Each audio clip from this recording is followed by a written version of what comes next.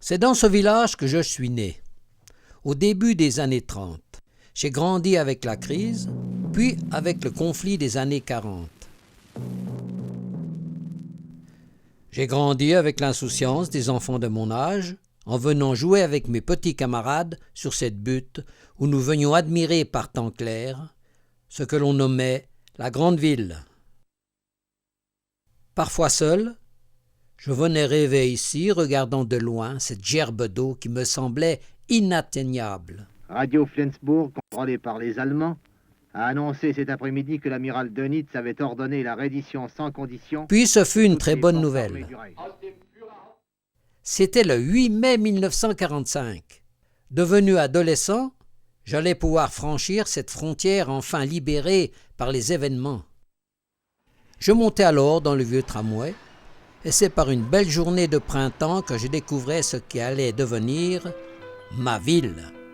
Je restais en admiration devant ces belles boîtes à lettres jaunes qui semblaient avoir été peintes la veille, devant ces façades merveilleuses, parfaitement intégrées dans un environnement arborisé.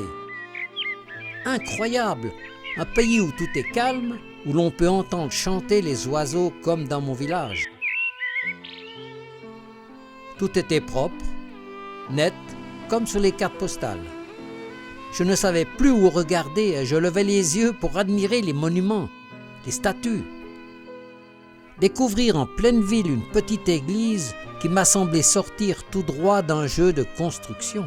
Et puis, enfin m'approcher de ce jet d'eau emblème universellement connu et que chaque touriste veut immortaliser.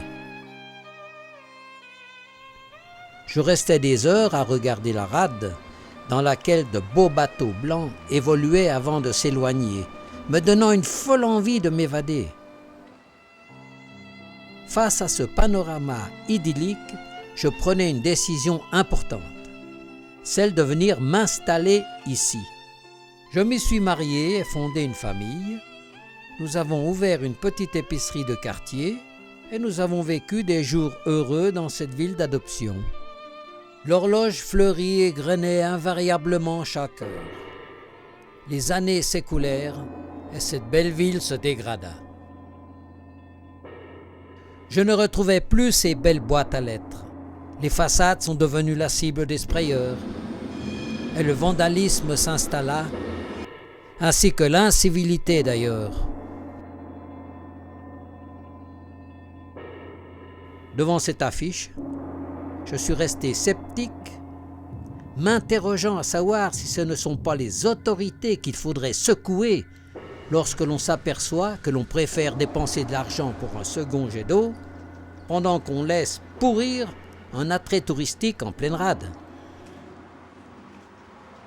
Eh oui, le pavillon helvétique souffre lui aussi de l'incompétence et du manque de courage de certains élus et dont les paroles ressemblent étrangement au vent, faisant flotter la croix fédérale.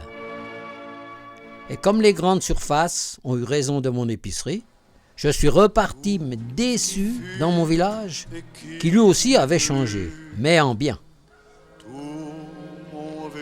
Je suis retourné voir ma butte, sans oser y monter, pendant que dans ma petite tête résonne la chanson de Trenet.